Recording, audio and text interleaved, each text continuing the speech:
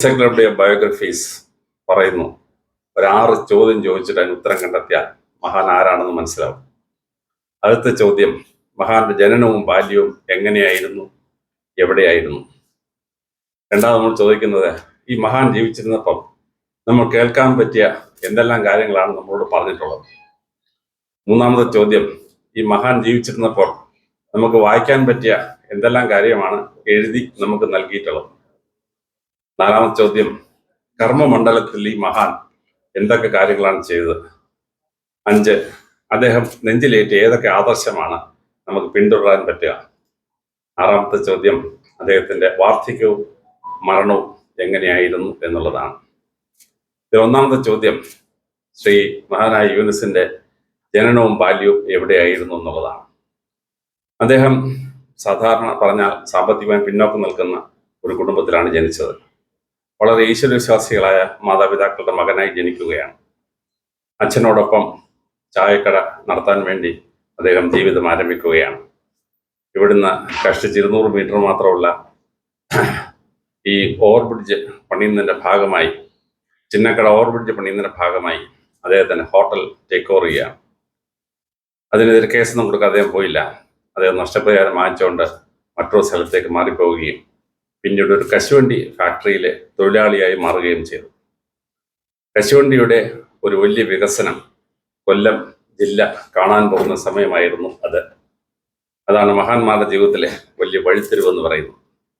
കശുവണ്ടി ഇന്ത്യയിലെ സാധനമല്ല, അത് അമേരിക്കയിലെ റെഡ് ഇന്ത്യക്കാര് ഉപയോഗിച്ചിരുന്ന ഒരു സാധനമാണ്. ഇത് പോർച്ചുഗീസുകാര് അവരുടെ തീറ്റ രീതി ശ്രദ്ധിക്കുകയും അത് അവിടുന്ന് കൊണ്ടുവരികയും ചെയ്തു.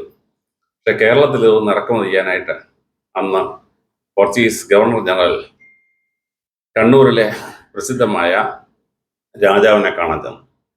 രാജാവിനെ കാണാൻ ചെന്നിട്ട് രാജാവിൻ്റെ മുമ്പിൽ വെച്ച് ഇദ്ദേഹം ഈ കശുവണ്ടി വായിലിട്ട് ചവയ്ക്കാൻ തുടങ്ങി. അപ്പോൾ രാജാവ് ചോദിച്ചു, എന്തോ നിങ്ങൾ ഈ ചവയ്ക്കുന്നത്, ഒന്നും തരാമോ എന്ന് ചോദിച്ചു. 2 എണ്ണം രാജാവിന് കൊടുത്തു. ചെറുക്കൽ രാജാവ് അത് വായിലിട്ട് തിന്നപ്പം നല്ല രുചി. അദ്ദേഹം ചോദിച്ചു, ഇതിലൊരു 10 തൈ തരാമെന്ന് ചോദിച്ചു. അദ്ദേഹം പറഞ്ഞു, തൈ തരാം, പക്ഷെ നിങ്ങളുടെ കുരുമുളകിന്റെ 10 തൈ എനിക്ക് തന്നാൽ കശുവണ്ടിയുടെ 10 തൈ അങ്ങോട്ട് തരാമെന്ന് പറഞ്ഞു. അങ്ങനെ എഗ്രിമെന്റ് ഒപ്പിട്ടു. അങ്ങനെ കശുവണ്ടിയുടെ തൈ ചിറക്കൽ രാജാവിന് കൊടുത്തു. ഇവിടുന്ന് കുരുമുളകിന്റെ തൈ അങ്ങോട്ടും കൊടുത്തു.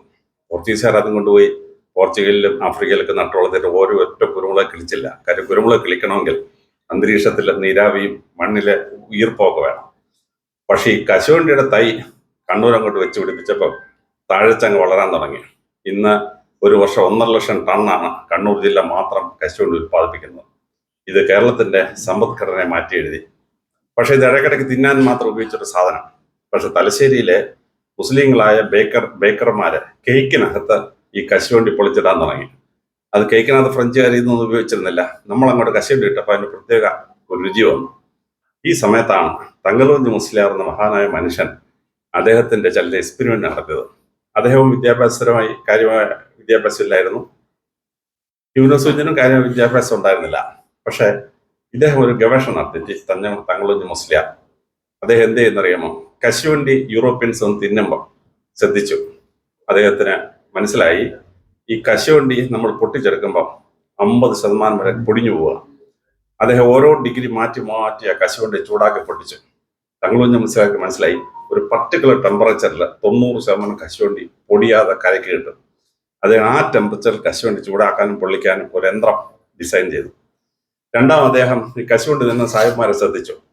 റഷ്യയിൽ നിന്ന് ഈസ്റ്റേൺ യൂറോപ്പിൽ നിന്ന് വരുന്ന സാഹിബ്മാരുടെ ഭയങ്കര വലിപ്പമാണ്. അതുകൊണ്ട് അവന്മാർക്ക് വലിയ കശുവണ്ടിയാണ് ഇഷ്ടം. എന്നാൽ ഇംഗ്ലണ്ടിലും ഫ്രാൻസിലും ഒക്കെ ഉള്ള ആശാന്മാരുടെ ചെറുതാണ്, പല്ല് ചെറുതാണ്. അവർക്ക് ചെറിയ കശുവണ്ടിയാണ് ഇഷ്ടം. തങ്ങളത് മനസ്സിലായി എന്ത് ചെയ്തു, 55, 65, 75, 80, 90, 100, 110, 120 പറഞ്ഞ കശുവണ്ടിയെ ക്ലാസിഫൈ ചെയ്തു.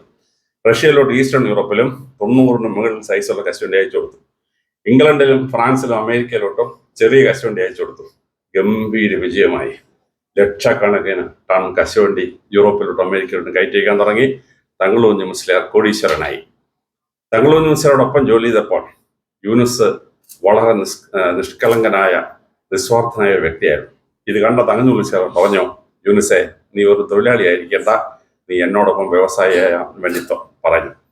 അങ്ങനെ യൂനുസ് കുഞ്ഞ് കശുവണ്ടി വ്യവസായത്തിലേക്ക് കയറുകയും ആ രംഗത്ത് വൻപിച്ച വിജയം കൈവരിക്കുകയും 1990 ആയപ്പോഴേക്കും ഇന്ത്യയിലെ രണ്ടാമത്തെ ഏറ്റവും വലിയ കശുവണ്ടി വ്യവസായിയും എക്സ്പോർട്ടറുമായി മാറി യൂനുസ് കുഞ്ഞ്.